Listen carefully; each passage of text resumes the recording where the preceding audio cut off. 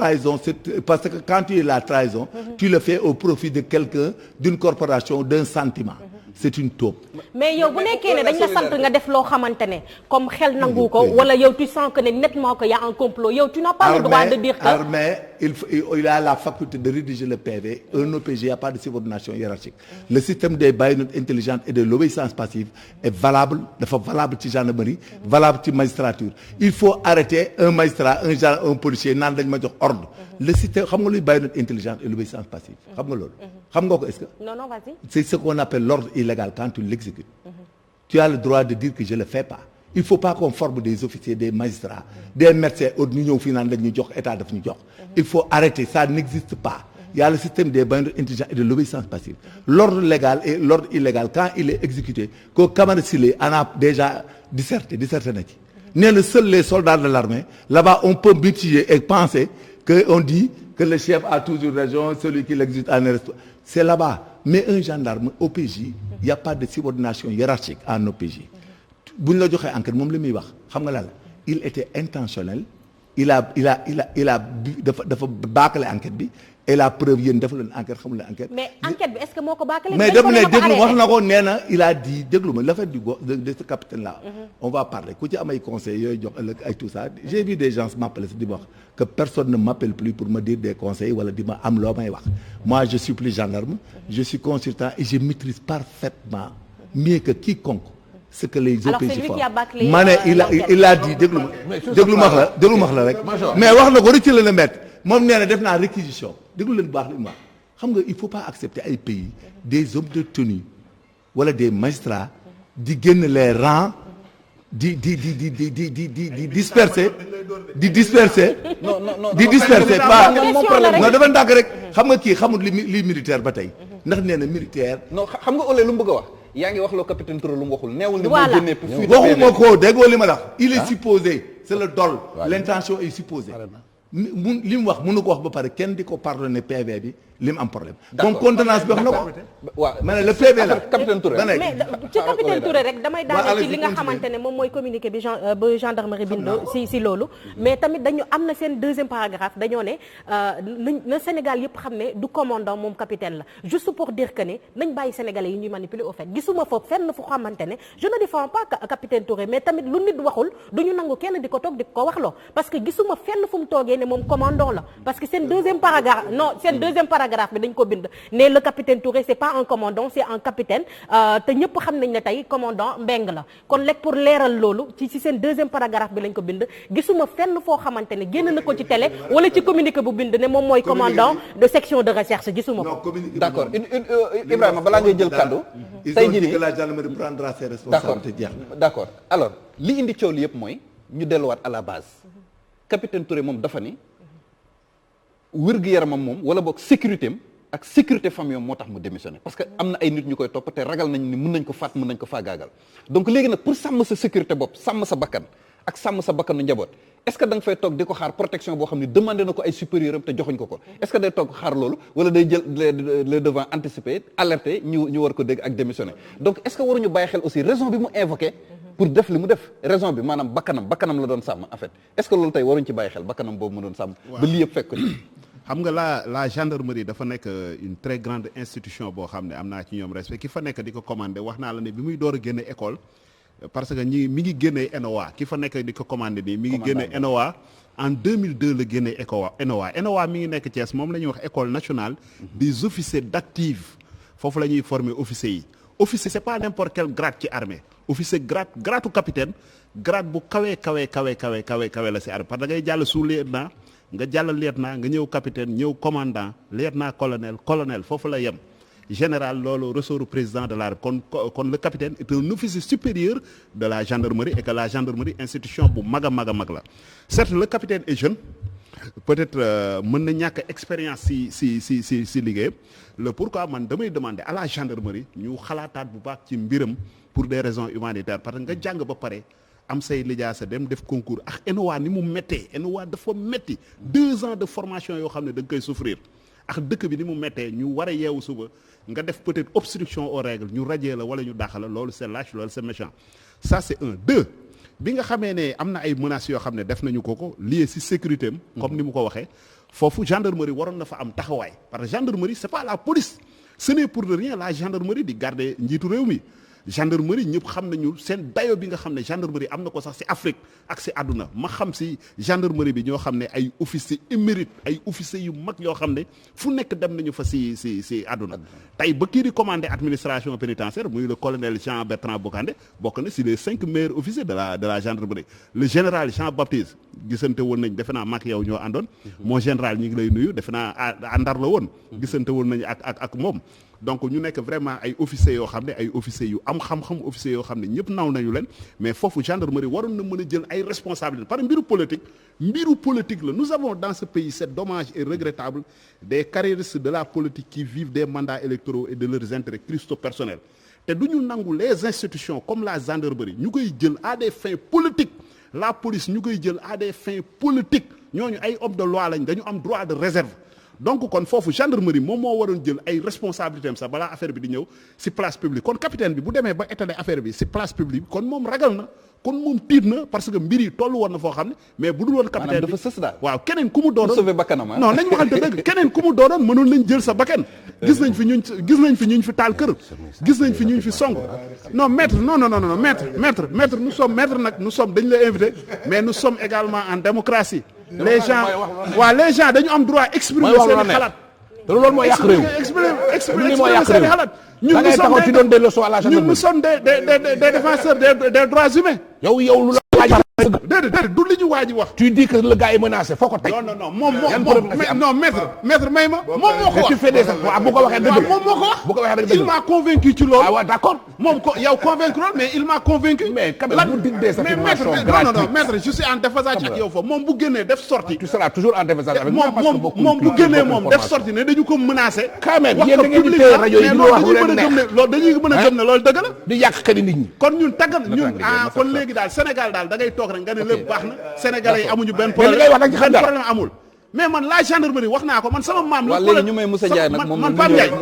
man muy gendarmerie muy gendarmerie di justice Sénégal tey buñ ko doon séddale kenn ëpp ma si wàlla man sama baay procureur Lamine Coulibaly moo doon procureur le colonel Sophie Ndiour un officier de la gendarmerie moo doon directeur u administration sama maam direct kenn ëpp ma fa wàlla commandant Mangué bi ko commandé bi muy génne école bataillon la ma fekk ma nekk fa donc man xam naa gendarmerie bu baax a baax am naa fa ay waay xam naa fa ay officier mais li ma wax mooy dëgg bu dee dëgg nag day déranger dans ce pays kon dañuy noppi dootuñu ko wax nous sommes là des milliers de Sénégalais dañu sax ñun man nekkuma à la solde de Macky Sall nekkuma à la solde de Ousmane Sonko nekkuma à la solde de benn homme politique dans ce pays man ñi gën a faible ñi gën a néew doole laa àndal te ñooñu laay defante loolu dama koy def ak honneur ak dignité en toute responsabilité mais gendarmerie dama ne dafa waroon jël ay responsabilités am ci kaawu capitaine par le capitaine c'est un jeune ñoom xam nañu ne c'est un officier émérite man xam naa ko de man damay dem section recherche jàppoon nañ ma xam naa section recherche bu xam naa section recherche déedéet non jàppale la kaso waaw si lii lañ ma jàppe maître man si lii lañ ma jàppe man si SRS lañ ma jàppe ku mu neex tamit nga jàpp rek waaw léegi ñu may Moussa Ndiaye nag mu éclairer la lanterne nag ma koy sant sama borom waaw man ku mu neex nga jàpp ma laa la wax defal ma mandat de dépôt si kaw doole ji la yàlla jox si kaw suuf bu la neexee nga signé mandat de dépôt boo ko signé ma dem yóbbu sama matelas tëdd jëkkër nga xam yàlla moom rek mooy buur d'accord ñu bàyyi Moussa Ndiaye mu éclairer procureur u àdduna tiitalu ma gendarme àdduna tiitalu ma man yàlla laa amal affaire d'accord Moussa Ndiaye voilà merci beaucoup donc dama bëggoon dellu si waat rek ci relation bi nga xamante ne liggéeykat bi moom la war a am ak fi muy liggéeyee parce que quelle que soit la situation yaa xam ndax soldat nga yaa xam ndax dañ la recruter ci benn société yaa xam ndax fonctionnaire nga dafa am loo xamante ne c'est une clause de conscience boo xamante ne moom moo la war a lié ak liggéey bi nga xamante ne moom ngay liggéey dem na ci clause de conscience boobu ba nga xamante ni yow boo demee ba gis ne lii mënatuloo ko supporter c'est à l'intérieur la ñu ko war a régler mais pas ci biti ce qui veut dire donc que lui il a été maladroit am na benn bind bu ma liir xaw ma dañ ko jagleel papaam xaw ma ndax papaam moo ko wax ou bien waxu ko mais dem na ba interroger boppam ndax sama doom ànd na ak xelam ou bien ànd na ak sagoom xaw ma ndax moo ko xam déet. papaam bi ko yar la. looloo tax toujours may wax balaa may commencer ne nit ki lii mu def ndax bi mu koy def mu ngi ànd ak teeyu xelam ou bien dafa am leneen lu nga xamante ne moom moo jalgati xelam mën na nekk feebar doof mën na nekk lu nekk feebarul waaw loolu c'est le principe général loolu mooy le principe ngir yàlla teg leen ko xam nga ñun noonu la ñuy waxee xam nga lu tax ñun noonu la ñuy waxee parce que nit ki toujours dañuy wax ne la notion de la responsabilité dafa am mais notion irresponsabilité dafa am est-ce que yaa ngi dégg wax na notion responsabilité dafa am mais notion irresponsabilité dafa am yow boo dóoree dof nga gaañ ko tu es responsable dof bi bu la dóoree gaañ la il est irresponsable pourtant ñaari nit ñoom ñoo def la même chose loolu moom moo tax doucement damay expliquer la notion de responsabilité laay expliquer su fekkente ne ki nga xamante ne lii mu def nii moo ko def ànd ak teeyu xelam c'est un mauvais soldat c'est un mauvais militaire su amee lu ko métti fa mu ne à l'intérieur la ko war a mën a régler bokk na ci dem bene fii ngeen mate parce qu'il n'est pas le titulaire de l'enquête moom dañ ko adjoindre au titulaire de l'enquête bu demee ba mu leer ko ne liggéey bi ñu ko sant ni mënatu ko def ci aqulaayu talaam war na mun a wax ki nga xamante ne moom mooy le titulaire de l'enquête man changer leen ma ngeen remplacer ma keneen parce que je ne suis plus en état de faire ce travail là tey nga def ko par force amul fenn ça n'existe pas léegi nag c'est à l'intérieur de l'institution que ces choses-là se règlent mais mënuloo ñu jox la liggéey bu toll nii nga xamante ne nit ñii féete nañu fi ñii féete nañu fi yow nga nekk takk der boo xamante ne nekk gendarmerie ñu classé ko mu nekk un corps d'élite nga xëy suba teel doxale nii li muy andi mooy que suba ak gannaaw suba mun na am effectivement des répercussions sur même naka la tuuti l'honorabilité de la gendarmerie du corps man su ma ko doon conseiller parce que sama conseil xëy na sama xel rek la yem dinaa ko wax ni ko reste à l'intérieur règle cette situation à l'intérieur dessaisis-toi s'il le faut bu fekkente ne mën nga ko demal seet say kilifa nga ne leen compte tenu des circonstances yi nga xamante ne moom moo ne lii may def comme liggéey jël leen ko ngeen jox ko keneen. d'accord ma am lu ma la ci dollil moom ci kàddu yu mu yëkkati moom nee na avisé na ay chef am avisé na hiérarchie gendarme avisé na ñëpp ne dafa am ñu koy topp te tiit na pour bakkanam mais kenn defu ci dara moo tax mu def li mu def mais mu bàyyi à l'intérieur mu ne bàyyi leen ma dossier bi. si vous voulez comprendre da ngeen di déglu bu ngeen bëggee xam. ak si non pas léegi da ngeen bëggoon mu continuer noonu. ba ñu faat bakkan non may ñu wax la du amul bakkan. c'est des faux c'est de faux. moom la loo wax nee na il est poursuivi. Pape déglu ma wax la dama leen di wax ku bëgg a xam ku bëggul xam c'est un problème xam nga nit boo bëggee xam da ngay déglu ñu xam nu institution yi doxee gis nga au Sénégal service bu mu mën a doon surtout les services de sécurité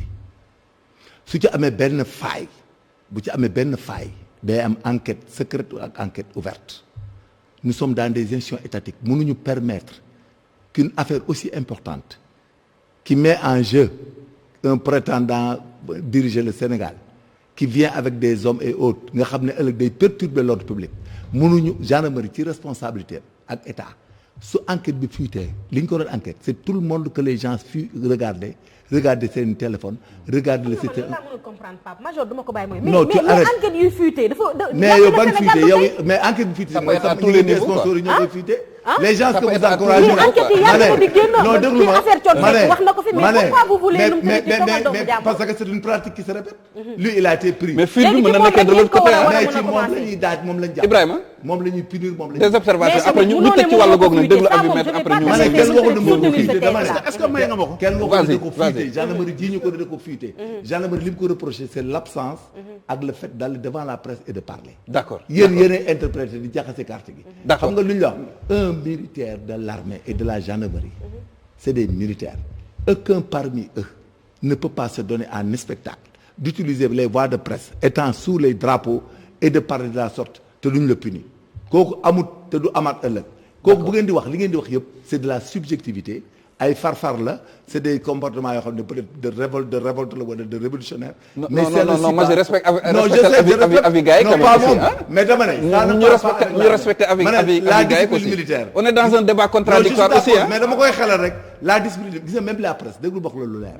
dans un état de droit gis nga même la presse les militaires la presse ne doit pas recevoir des militaires à l'antenne sans l'autorisation de leur chef. un militaire en tenue qui est sous les drapeaux nga xam ko. dans un état normal même en France mosoo gis militaire bu nekk sous les drapeaux am lu ko naqare ci benn pays bu dox normal presse di ko recevoir mu wax. mais li ma li ma jaaxal mooy Ibrahima militaire la comme yow mais dafa mel ni d'accord rek yow ci presse li bi muy wax nii magistrat dernière intervention fii am na magistrat yuy politique wala xamoo fii benn juge buy politique si dëgg fii non dañuy waxtaan rek am na Ibrahima kañ ngay bàyyi magistrat yi am na ay juge tey yuy magistrat yi nga xëyee quoi gis nga gendarmerie ñoo waroon njëkk jël défense le capitaine est un officier émérite officier la de major capitaine la de mais y en a qui n'ont pas fait capitaine la de génne école nationale des officiers d'actifs nga xam ne cuune du fa génne gendarmerie ñoo ko waroon njëkkat laa dëgg bi mooy moom la mu bëggoon ñu bind ko ci PV bi ñu doxale ko mbir mi section recherche ñoom foofu lañ taxaw bañ par la gendarmerie institution bu mag la boo xam ne kenn mënu leen dugal ci ay tappale ak ay caaxaan gis nga deal bi ñi ko togg tooñ nañu Macky Sall ba si kanamu yàlla man de bonne foi de barke Alxuraanul Karim ku dee ak sa yàgg sa bàmmeel man séntuwuma dara ci Macky Sall ñi ngi ko ciy dugal mais man am naa ultime conviction ne loxo yoonam nekku ci ay nit ñoo xam ne ay personnes mal intentionnées ay lobby yoo xam ne ñoom seen intérêt christo personnel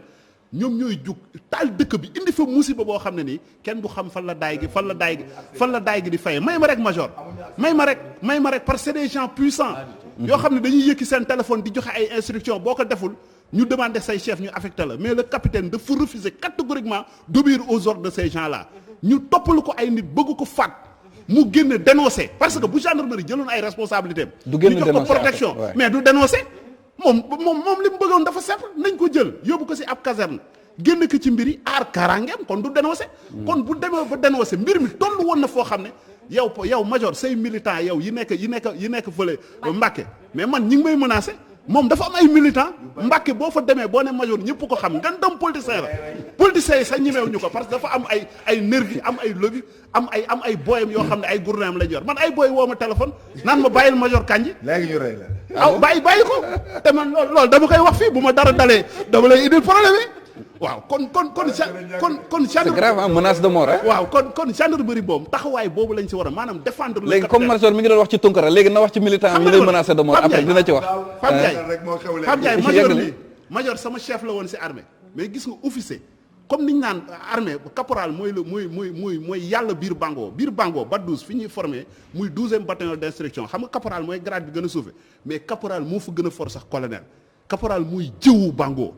parce que moo lay formé moo lay def militaire mais gis nga officier balaa nga koy doon officier moom xam ne ñi nga xam ne dagos la ñuy def officier rampant yi ñi nga xam ne dañu rampé ak ñi génnee école kii promo civil la ñi nga xam ne njàng moo leen jox grade sous-lieutenant ba ñu dem ba nekk colonel donc kon kooku nga yeewu suba teel ni da ngay dindi ay gratam da nga koy dàq mais ça c'est ignoble ça c'est lâche te loolu xam naa ne le président de la du ko nangu tey du ko nangu suba général gendarmerie du ko nangu tey du ko nangu suba te une enquête doit être menée ñi nga xam ne ñoo defoon lobbying bii pour créer Ousmane Sonko au nom des intérêts supérieurs de la nation ñu jàppaleen ñun ñëpp ñuus leen ci kaso bi ba tey ay nit dee nañ fi deret yu bëri tuuru na ay alalu jàmbur yàqu na fi ay jeunes sacrifiés nañ leen loolu mënul rester impuni dans un état de droit mooy séparation des pouvoirs état de droit mooy légalité devant la loi. C'est bon Ibrahima c'est bon maître sa kàddu gu mujj ci wàllu googu. man de toute façon du ma ci sori mais je suis un peu désolé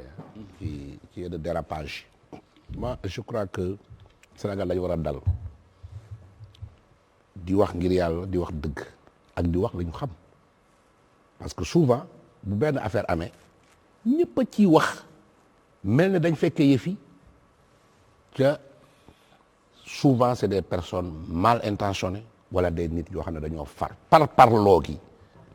dafa metti ci réew mi ba dëgg jëbatul moi le capitaine là je ne le connais pas man avocat la plaidé naa ay 1000 dossiers su ma tiimul PV bi liir ñan ñoo nekkoon enquêteur du ma xam kan moo koy enquête kañ lañ mos a gis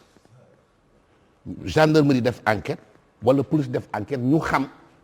ñan ñoo doon def enquête bi li ma xam mooy ki nga xam ne moo doon def enquête bi xaw ma ko tey xaw ma ko ëllëg xaw ma lu mu def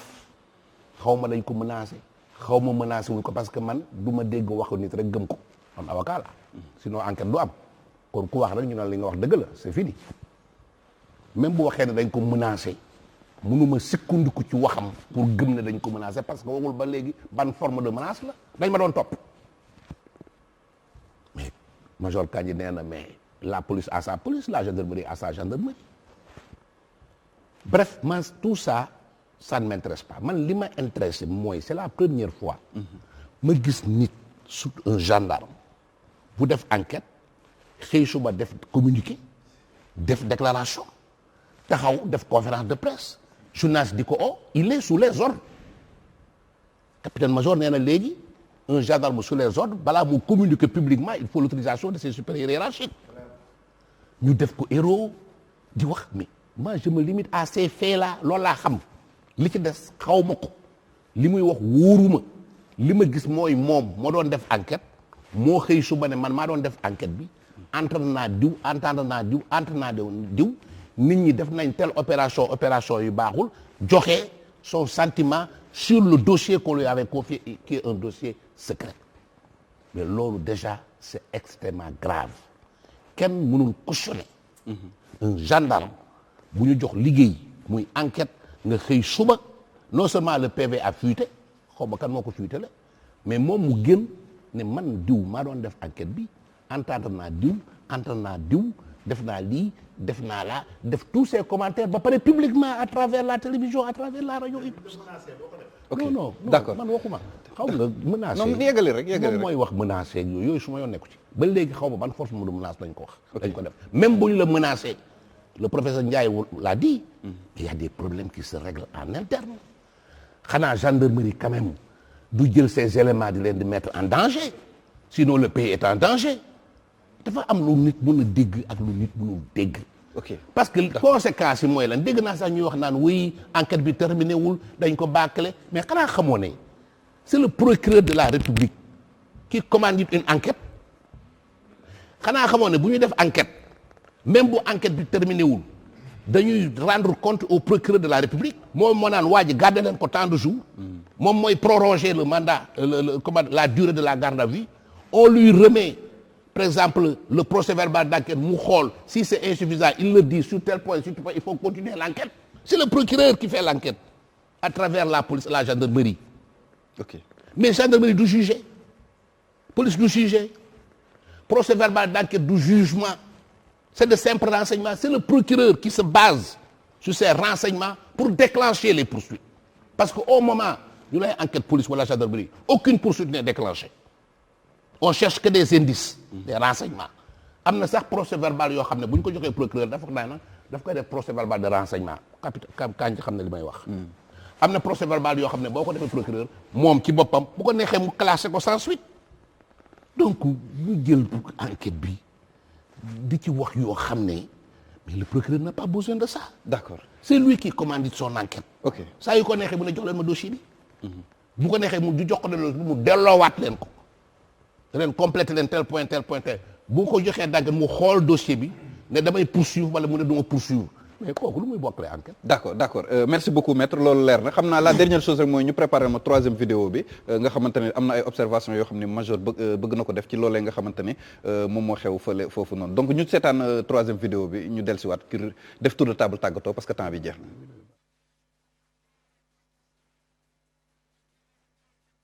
de vous aider. Je vais vous demander de ne pas vous battre entre vous. Ne vous détruisez pas.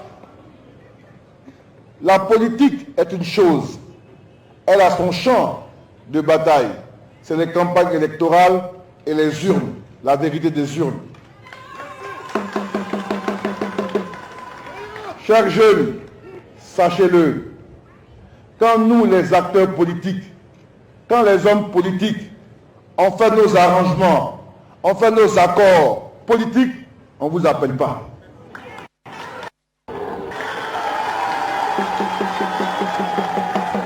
Quand c'est bon entre nous, en haut là-bas, on ne vous appelle pas. Mais quand on a des désaccords, c'est là qu'on vous appelle pour que vous puissiez porter par des batailles de rue ces désaccords. Vous devez dire non à la violence. Vous devez dire non à la manipulation des jeunes. Et je vous demande de garder ça à l'esprit constamment. Parce que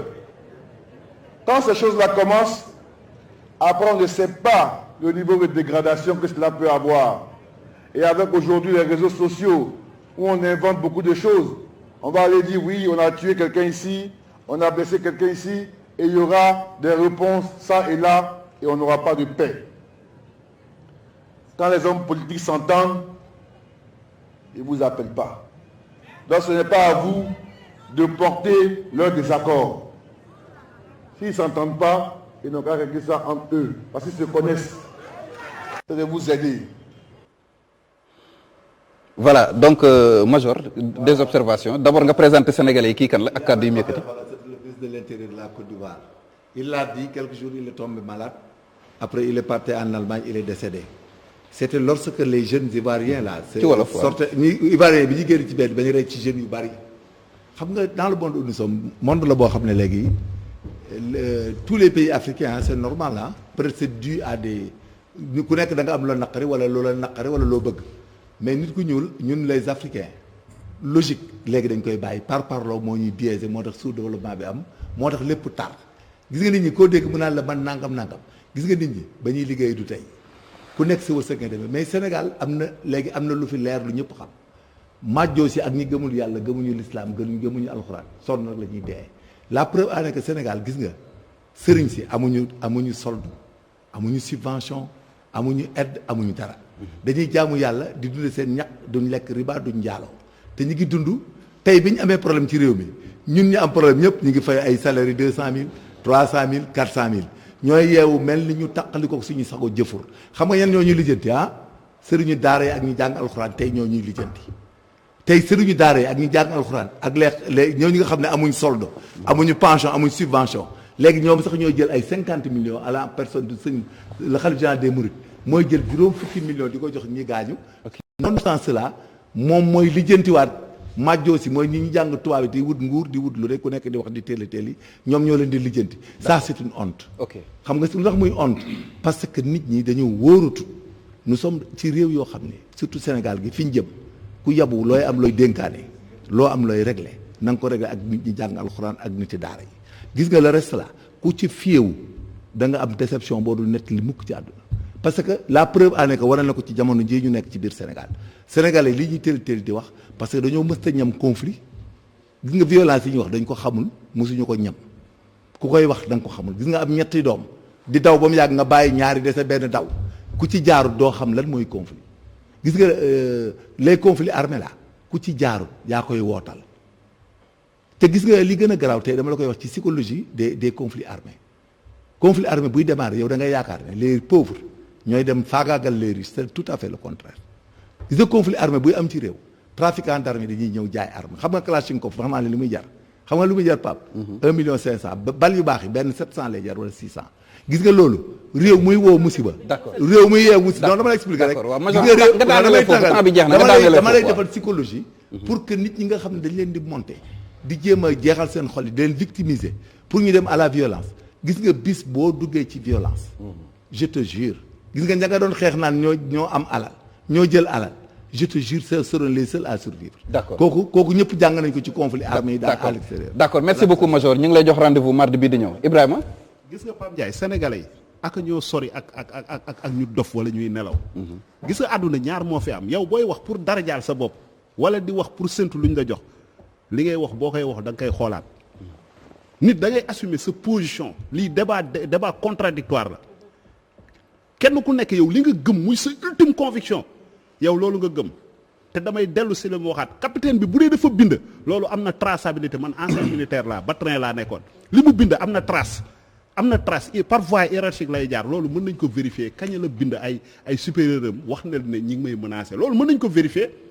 bu dee amul accusé de réception kenn tontuwu ko kenn wax ko dara mais dafa nekk si droit mu wax ak sénégalais pour suba bu ñu jëlee bakkanam ñëpp xam ne moom avertiroon na dafa am njaboot am yaay am papa sacrifier dundam ngir intérêt wu nation bi dem nekk gendarme demul nekk docteur gendarme mën na dem guerre yi ñu rey ko mën na dem dëgg min tànkam damm ñun ay man def naa 2 ans Casamance ay bal man guerre naa dem naa Casamance yéeg naa avion yéeg naa oto nekk naa ci àll bi 2 ans di patrouille ñi may waxal ñi ngi may seetaan waa Batrin ñi ngi may seetaan maa ngi nuyu samay promotionnaires yëpp la classe 2-3 ok donc man militaire pur sang la dañ ma former une bonne formation la xam naa li may wax ba kooku un officier c'est pas n'importe qui si armée rang officier grade yi dafa rafet sax baretu capitaine nga nekk un capitaine un jeune capitaine pes sa beere boo ñëwee ñëpp tóojal la nekk deuxième personnalité ci section recherche kooku c'est pas n'importe qui ci gendarmerie. kon li ma waxoon man dama siy delluwaat la gendarmerie laa wax c'est une très grande institution boo xam ne ay caaxaan tabaxu ko gendarmerie lu dëgër moo ko tabax donc la gendarmerie dañu waroon jël seeni responsabilité protéger seen élément parce que moom waxul gendarmerie moo koy topp de beneen institution la ne ñoo koy topp léegi yow beneen institution man di nga topp sama élément ma koy seetaan man damay jël sama élément protéger ko par gis nga Macky Sall day dem les hommes passent et les institutions restent commandant Meng bi nekk section de day dem yoonam général Tim dañ koy dégommer day dem moromam dem keneen dem institution yi ñoo fi des te dëkk bi kenn mënu ko taal nag ñun ànduñu ak Macky Sall tey ànduñu ak moom suba ku ànd ak moom loolu ça n'engage que yow major a ngi nii ay militant am di woo nit ñi di leen menacer boo demee Mbàkke moom Mbàkke lu ko neex lay def Mbàkke kenn ñemew ko foofu kenn ñemewul wax parce que ancien gendarme la boo ne major Mbàkke ñëpp daw boo fa ñëwee boo ne major ñëpp a ko xam ay adversaire politique am ñemew ñu ko ngandam politicien la ay kaaram lay gaare di jàppale Matar Cissé loolu ñëpp xam nañ ko. d'accord léegi ma lay leeral ni moom consultant la. léegi li ma lay leeral mooy moom consultant. waaw léegi casquette politicien bi. waaw moom buy dugg Walfadjri buntu Walfadjri la ko fi bàyyi. émission balance li tax mu toogee fi mooy ancien OPJ ancien gendarme la fi toogee donc ñu casquette politique bi ñëwee ko. moom waa kër Macky Sall loolu dama koy def léegi tàggatool Ibrahima. waaw sa kàddu gu mujj. ñu sant yàlla julli si yonente bi wax na ñun Sénégal rek moom moo ñu ñor. Thione Seck suñu papa Thione Seck yàlla na yàlla yokk leeram si biir bàmmeel yàlla na ko yàlla yërëm fay ko ay jëfam yu baax si kaw suuf te ma dellu si li ma waxaatoon nañ di waxante dëgg te di waxante lu baax si suñu vivant maître bi mu toogee si plateau bi ma laata tàmbali dama xam ci moom mbaax muy yërmande goo xam ne am na ko ci ñëw doole ma waxal ko te mësuma may ñàddaram mais dama ko waxal parce que dama ko xamal donc loolu moom mooy Sénégal loolu moom mooy teranga nit ki boo ko xamalee lu bon sax nëbbal ko lii débat contradictoire la kenn ku man dama assumer sama position en tant que défenseur des détenus su ma sañoon Macky Sall su yeewoo bàyyi prisonniers yëpp loolu ça n'engage que man te maa ngi profité aussi occasion bi di ko wax ne kaso yi fees na del nag gracier 3000 détenus bàyyi leen ñu dem seen i njaboot seen i yaay ak seen i papa si avril bii di ñëw maa ngi koy ñaan président Macky Sall nag gracier 3000 détenus pour des raisons humanitaires détenus yi sonn nañ ñi leen di garder sonn nañ d'accord maa ngi jaale waat Wally Seck su ma rakk ji nga xam ne moo nekk France ñoo bokk ndey ak baay Massamba Sall tunki xaritu Wally Seck la bu demee fii ñoo bokk ndey ak baay mooy sama caatu yaay Wally si moom lay nekk Mass mi ngi lay jaale sa wayjur bu góor Thione Ballago Seck yàlla na yàlla yokk leeram yàlla na yàlla yokk jàmm si Sénégal yàlla na yàlla yokk jàmm si Sénégal yàlla na yàlla musal si cat lammiñ ak seytaane defal ñu jàmm xol ñu continuer nag di xeexal askanu Sénégal ñi nga xam ne ñi ngi leen di néewal doole ak la voix des sans voix di sant le xalif général des mourides su ma yaakaar tey ak suba di gërëm samay ñaari wajur ak waa Tëngéej bi ma jógee jërëjëf Ibrahima Sall yow tam ñu ngi lay jox rendez-vous mardi bii di ñëw professeur am na ku ma message ne ma man daal li ma neex ci professeur mooy du xëccoo kaddu bu coow li bëree tekk lay def ba ñu jox ko kaddu bu ñu ko joxee kaddu gi mu wax l'essentiel delloo kaddu gi professeur vous avez la parole. merci Pape merci kooku aussi maa ngi wax ni ci période bi ñu toll nii vraiment dafa nekk période bu tiis parce que ci diir bu gàtt dañu ñàkk ñenn ci ñun ñuy yeesal suñu njaal di ñaanal ñi dem fa ñu jëm gën a leen fii ñu bàyyeekoo. di attirer attention aussi Sénégal dafa nekk ci benn tournant oto sax boo koy dawal booy aborder virage sécurité moom moo koy dawal te dañu ne Sénégal dafa am pétrole dafa am gaz am ay alal c'est-à-dire ay richesse loolu réew yi mu jot a am yépp surtout ci biir Afrique gis nañ ne ay nit dugg nañu fa jaxase ñi nekk ci biir réew ma ba taal fa loo xamante ne après dafa jural nit ñi ayib mu bëggoon nag ñi nga xamante ne ñoom ñoo nekk tey jii nii am responsabilité wu téye réew mi ñu bañ a am faiblesse bu nga xamante ne compromission mun na leen a yóbbaale ba nga xamante ne ñuy waxaale lii sécurité wu sénégalais yi parce que les politiciens boo leen jëlee ci population wu Sénégal lu tuuti lañu li ñi deful politique ñoom ñoo leen ëpp fuuf ñi nekkul ci parti yi ñoom ñoo ëpp fuuf léegi bu la yàlla jiitalee je m'adresse directement au président de la République il n'a pas le droit de faiblir parce que dañu toll ci jamono bu nga xamante ne actuellement Sénégal ñëpp teg nañu ko bët moo xam wàllu hydrocarbure la moo xam wàllu ressource naturelle la moo xam leneen lu munti doon il faut que cet état-là soit debout il faut que ñu jël toutes les dispositions pour sécuriser la population sénégalaise loolu lu mu munti jaar dafa doon sacerdoce pour moom parce que bu fekkente ne amul moom la ñu koy reprocher leneen li ci des moom mooy conscientiser tout simplement nit ñi parce que dañu nekk ci période boo xamante ne tubaab mu ngi koy wooyee désescalade ça veut dire que bopp yi tàngoon nañu dënn yi tàngoon nañu ñu traverser benn période bu nga xamante ni ñëpp dañu ñaan pour ñu dellu siwaat suñu xel topp ci gannaaw mag ñi nga xamante ne ñoom ñoo fi nekk jiite aussi nekk ay nitu diine di ñaan ci lu ñu yëg ak lu ñu yëgul di taxawu réew mi yal na yàlla yombalal leen liggéey boobu ba nga xamante ne lépp luñ ci séentu yàlla suturaal leen ko ba nga xamante ne véritablement réew mi du génn ci li mu nekkoon. Alors enfin damay dellu si waat rek toujours ci affaire situation prisonniers yi xam nga prisonnier bi nga xamante ne dafa nekk kaso deful dara mbaa la ko yóbbu kaso. dafa xaw a jaaxal nit ñi kooku véritablement war nañ ko mun a accorder benn faveur bu nga xamante ne même bu fekkente ne dafay terminer ji penam këram moo xam naka lañ koy tuddee bracelet électronique ou bien je ne sais pas garde domiciliaire ou bien je ne sais pas quoi ce que disent les Italiens arrestato domiciliare yooyu mun na ne mais prisonnier bi nga xamante ne bu ñu ko génnee c'est un danger pour la société tey bu ñu ko libéré koñ ba mu dëkk kenn du nelaw la mu def ba tax mu dem prison jot nañu daw ci gannaawam dépenser xaalis bu dul jeex carburant bu dul jeex fay ay nit ba ne ko nuustee prisonnier boobu kenn waru ko libérer parce que c'est un danger te un danger boo ko neutraliser da ngay fexe mu bañatee nekk un nouveau danger loolu aussi jar na ràññaatle ça veut dire que ñi nga xamante ne vraiment il ne constitue pas un danger pour la société ñu fexe nan lañ leen di woyofaleel yëf yi ñu dem mais koo xamante ne tu es un véritable caïd adduna yëpp xam nañ ne tu es un caïd tu as fait du mal ñu dépenser beaucoup d'argent pour te neutraliser dëkk ba nga sosoo mbaa fa nga doon dem ñëpp tëdd nelaw à partir du moment où arrêté nañ la bu ñu xëyee suba teel ñu génnewaat la jëbalaat la ñooñu mais dañu toon ñooñu d'accord là aussi c'est un cas bu nga xamante ne jar na méditer jar na xoolaat ko d'accord jar na xoolaat même non Ibrahima temps bi jeex na ulay tàggatoo ñu dem kii Pape Ndiaye comme dañ doon wax ci mandat de dépôt yi damay njëkk a jiite foofu rek pour ñu bàyyiwaat xel ñi nga xamante ne ñooy placer nit ñi ci mandat de dépôt dafa jot nag Sénégal comme gis nañ ne constitution bi saa suñ ko bëggee laal ci seeni faveur rek ñu laal ko su loi yeeg charte yi c'est vrai que ne depuis xawma ban 1900 ñoom ñoo fi nekk war nañ mën a réviser waat loi yeeg charte yi boole koog li nga xamante ne parce que dëkk buy dox askan wi di dox je pense que ne war nañ ko war a mën a xoolaat ba li nga xamante ne mooy mandat de dépôt ñu génne ko ci li nga xamante ne moom mooy nu mu tëddati mooy luwaay ndax man mënumaa comprendre demal nga toog xaar ma dem defi enquête bi xool ba xam laal nga ak laalut balaa nu mu tëddati ma ñëw di la juger pour man loolu xel mënu ko nangu te Pape wax nañ fi waxu capitaine Touré mais nag man du ma fi jug te waxuma waxu Guy Marius Sagna du ma fi jug te waxuma waxu Assane Diouf du ma fi jug te waxuma waxu Clédor Sène du ma fi jug te waxuma ñi nga xamante ne ñoom ñooy résistants yi nga xam ne jàpp nañ leen tëj leen ci prison yi mooy d'après manifestation yi nga xam ne romb nañ Sénégal nag jëloon nañ fi ne dañuy def benn marche pour le 5 ki nga xamante ne mooy xalif général kullu murid di ko ñaanal yàlla na ko fi yàlla yokk leeram yàlla yokk dundam ba mu yàgg fi loolu te wér ndax dox na ci lu am solo waxtaan ak askan bi ba ñëpp teg lépp ci suuf ñu waxtaan ak borom kër gi mu bàyyi ñi nga xam ne ñun waxuñu seen nu mu tëddi 13 charte yi nga xamante ne bindal nañ leen ko pour waa kër Sonko ak waa MDD bind nañ ko pour ñu mën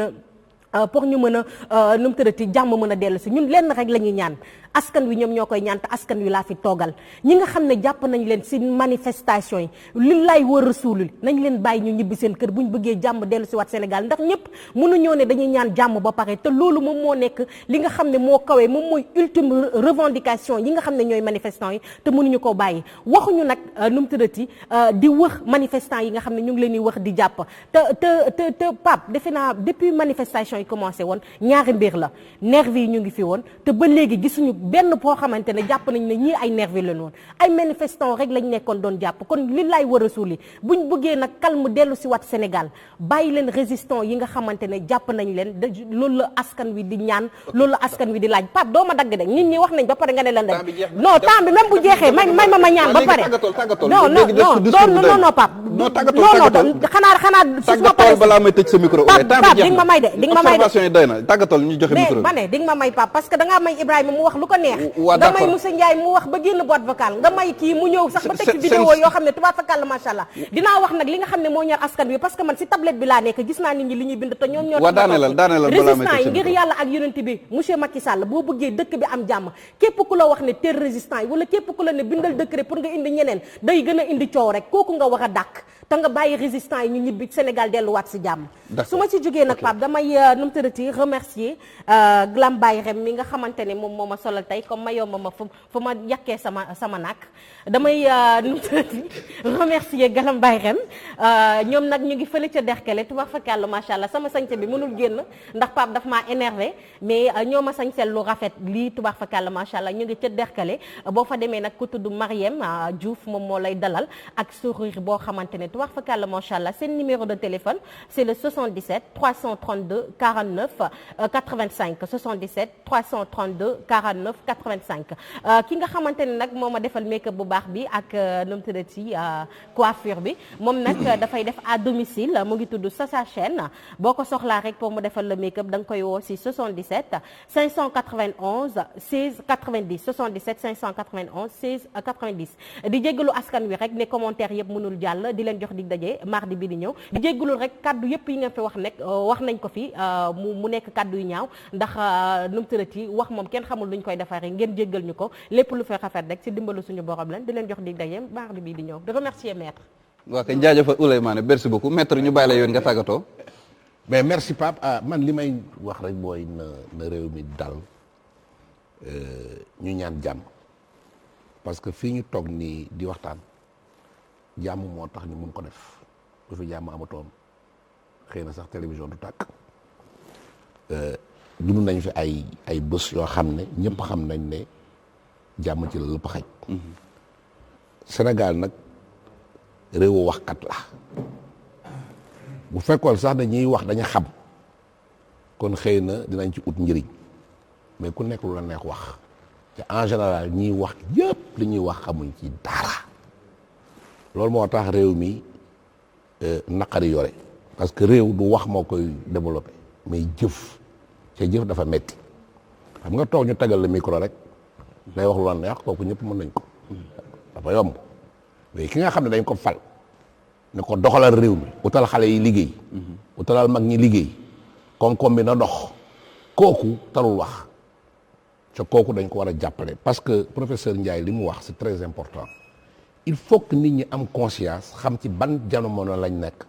ak Sénégal ban état la nekk dañu nekk en danger sur le plan sanitaire dañu nekk en danger sur le plan économique dañu nekk en danger sur le plan sécuritaire dëkk yi ñu wër yëpp dañ am problème de sécurité fi mu nekk nii ci réew mi kenn mënul weddi ne dañu rax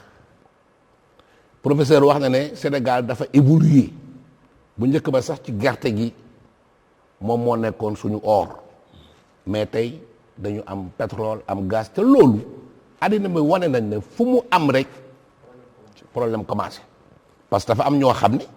dañu yore seen xaalis yore seen arme di ruux nit ñi foofu fu mu amee pour réew ma tàkk pour ñu ñëw accaparer wu la nga xam ne mooy pétrole bi mooy gaz bi et je crois que état bi war na jël responsabilité am non seulement restaurer l'autorité de l'état mais communiquer pour xam ci ban état lañ nekk que Sénégal c'est un enjeu économique c'est un enjeu sécuritaire c'est un enjeu sanitaire aujourd'hui pour que au moins nit ñi xoolaat seen bopp jël Sénégal intérêt Sénégal teg ko ci kanam ci wàññi politicienne bi ci jublu ci liggéey pour Sénégal jëm kanam aar suñ bopp aar réew mi parce que je crois que démocratie fi muy njëkk mooy am institution yu dëgër nit ñi am confiance ci seen institution mais tey képp ku toog wax président Macky Sall nga taf sa gémmiñ bu ñu waxee justice nga taf sa gémmiñ bu ñu waxee magistrat nga taf sa gémmiñ ku mu neex nga toog saaga magistrat saaga justice bi saaga président ñu ne loolu mooy démocratie non il faut que ñu delloo suwaat suñu xel parce que loolu bu ñu ko continuer ba état bi nërmeelu mais du ñu fi bàyyi de ay yooyu ñuy wax c'est-à-dire que langage yi ngeen wax ne dafay tax nit ñi di révolter wu et tout ça surtout ñi nga xam ne ñoo yore télévision yi ñi ngeen di éviter ak journalistes yi wax bu ñu waxee ba tàkk ba réew mi tàkk dafa ñoom dañ ci mucc la preuve li fi xewoon duutu ki ndem boog njaay rek am na fi ay télévision yu ñu taal ak yu kenn xamut ay journalistes yu ñu lakk seen oto ay kenn gis nga ay du yem ci bopp jàmbur na nit ñi di wax lu ñu xam di wax lu ñu maîtriser di wax jàmm di dal di xam ne dañu nekk ci d'abord àddina bi moo tëradi donc benn réew du mucc ci feebar bi nga xam ne mooy pandémie bi fekk ndégg sax nit ñi fàtte nañ ko te c'est fondamental fi lekk xeexuñ feebar bi ba mu jóge fi économie dafay nërmelu sa xëy na kon kenn du ko fi fekkee man daal li may def appel ñu roy ci sëriñ su baax si liñ fi nekk dégg naa sax nit ñi di wax woy il faut ñu institutionnaliser kii dañ bàyyi sëriñ si fi ñu nekk loolu mooy yoon parce que boo leen dugalee ci ay institutions yooyu affaire bi da yàqu parce que am na ñoo xam ne tey ñoo sax ñoo dañ nekk société civile ñu xëy leen dugal leen ñii ci gouvernement bi ñu ngi kii coow day am sëriñ si fi ñu nekk baax na ñu ngi ñuy ñaanal bu réew mi yëngoo ñu jóg dox ci tànk jàmm nit ñi ils sont crédibles nguur gi dañ leen déglu opposition bi dañ leen déglu nañ ci sant yàlla ba pare ñun ñu essayer def ni ñoom ñu essayer di wax jàmm di dox jàmm di aar suñu réew parce que nous sommes dans des eaux troubles te ñun rek ñoo ko mën a fajal suñu bopp keneen du ñëw fii pour fajal ko suñu bopp loolu laa moon li may wax d'accord di baalu nag bu fekkee ne wax naa fi loo xam ne jërëjëf maître yow tamit ñu ngi lay nuyu ci sa tur également di nuyu mboolem avocat yi nga xam ne ñoom ñoo nekk Sénégal di nuyu bu baax a baax suñu juristes yi nga xamante ne saa su ne rek dañuy gunge ci waxtaan bi di ñu dolli xel ak xalaat ci lu jëm ci wàllum droit ci wàllum loi ak ci wàllum justice di gërëm maa ngi ciy tudd maître Bamba Cissé maître Baboucar Cissé ak maître Moussa Sarr ak d'une manière générale avocat yu loo xam ni seen lim takku na kenn mënu leen lim di gërëm également équipe technique ak rédactionnelle bi nga xamante ne saa su nekk ñoom la ñuy àndal di gërëm également suñu partenaire bi nga xam ne moom mooy Guèye Couture nga xam ni saa su nekk rek moom mooy jàpp ci sañse bi atelier am nekk fële ca Pikine quartier Darou Khoudios donc Adama Gueye yaakaar naa ne numéro bi yéen a ngi koy gis noonu au bas de l'écran muy 77 634 21 82 donc Guèye Couture ñu ngi leen di jaajëfal bu baax a baax ci solo bi di gërëm technicien yëpp équipe technique équipe rédactionnelle ak ñu doon topp ñëpp di leen jox dig daje semaine bii di ñëw beneen thème beneen invité jërë ngeen jëf